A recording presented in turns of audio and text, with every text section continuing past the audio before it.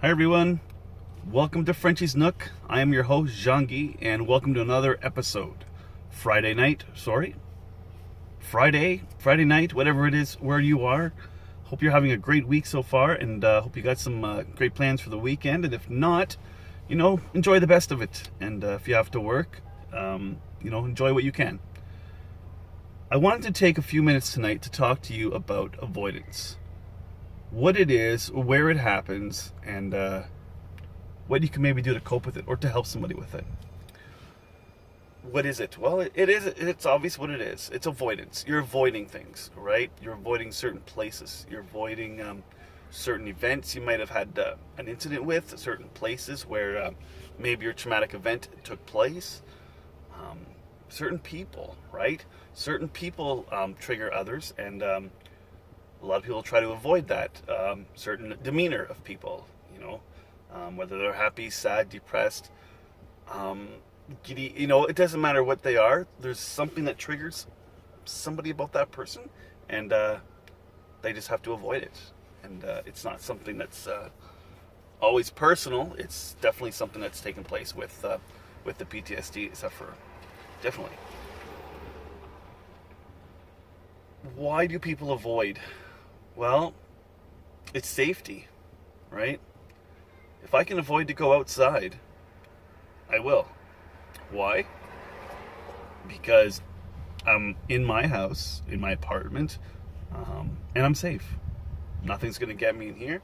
I don't need to plan for any unusual activities. I don't need to plan for, running into somebody that I don't want to see or talk to anybody. I don't leave the house. And you know what? That's very common amongst PTSD sufferers. I know very many people that are stuck in this rut as well. And you get out of it a couple days, you're back in for a day, you're out, it's all over the place. You cannot plan it.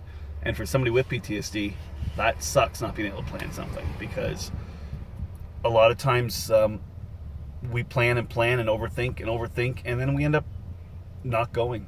That's right. We can talk ourselves out of pretty much anything.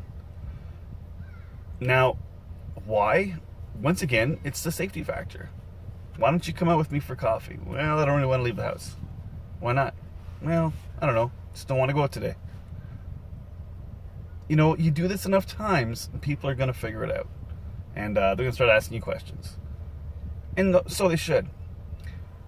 You need to be open with people, especially if they're good friends of yours, good family members. You need to tell them what you're thinking.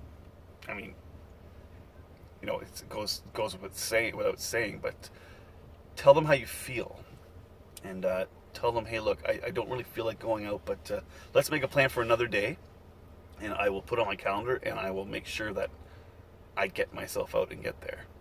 Great idea. Plan it, because if you plan it a few days ahead, you're going to have time to you're going to have time to overthink it, but you're also going to have time to think about it and think about how fun it could be. And then what you do is you take the 5% of your body that wants to go out and ride with it. That 5% could turn into 10, 15, or 20%. You can be like, wow, you know what? That wasn't so bad after all. You know what? Most of the time, once you get out there, you're fine. It's everything leading up to it. It's the imaginable, but it's the impossible, right? You imagine all these things that could happen, but none of them are going to happen, right? And that's what our brain does. PTSD is messing with us, and messes with not the critical thinking, but it messes with logical thinking, and it believes that everything could be a possible trigger and everything could be a possible danger, so you might as well stay in. Not true, but that's where people get stuck. And if you get stuck in the same position and you need to call somebody, reach out to a family member, reach out to a friend. Say, hey, look, I need to get out of the house. Can you help me? Right? Let's go do something.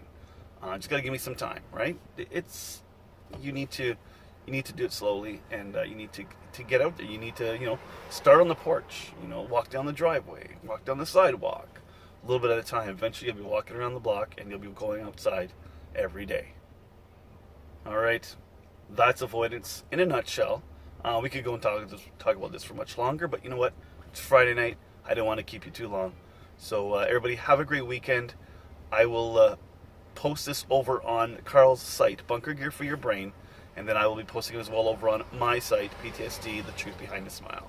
If you have any questions, comments, please head over to my Facebook page, PTSD, The Truth Behind a Smile. Have a great week. We'll see everybody next Friday. Bye now.